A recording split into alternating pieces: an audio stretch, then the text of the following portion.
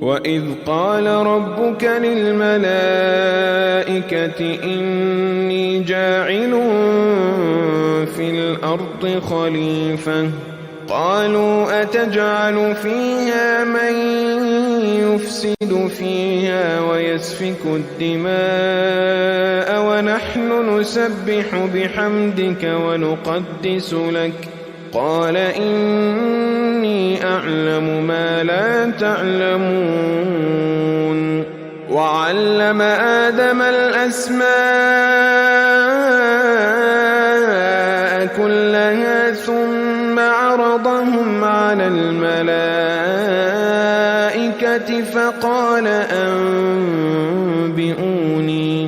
فقال أنبئوني بأسماء هؤلاء إن كنتم صادقين قالوا سبحانك لا علم لنا إلا ما علمتنا إنك أنت العليم الحكيم قال يا آدم أنبئهم بأسمائهم فلما أنبأهم بأسمائهم قال ألم أقل لكم إني أعلم غيب السماوات والأرض وأعلم ما تبدون وما كنتم تكتمون وإذ قلنا للملائكة اسجدوا لآدم فسجدوا إلا إبليس أبى واستكبر وكان من الكافرين وقلنا يا آدم اسكن أنت وزوجك الجنة وكلا منها رغدا حيث شئتما ولا تقربا هذه الشجرة فتكونا من الظالمين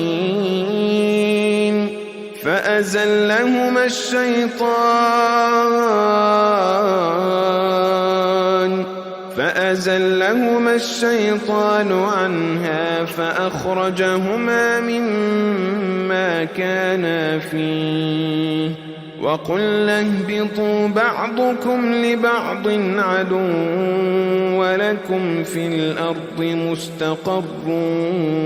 ومتاع إلى حين فتلقى آدم من ربه كلمات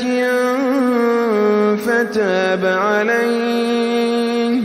إنه هو التواب الرحيم قلنا اهبطوا منها جميعا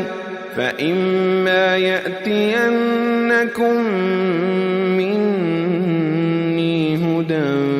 فمن تبع هداي فلا خوف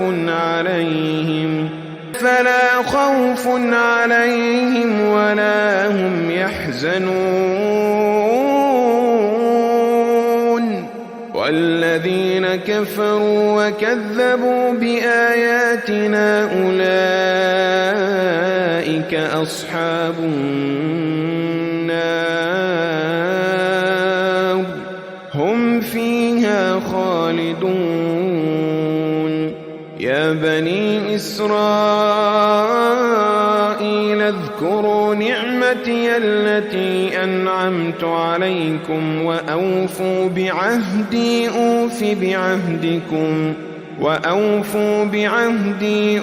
بعهدكم وإياي فارهبون.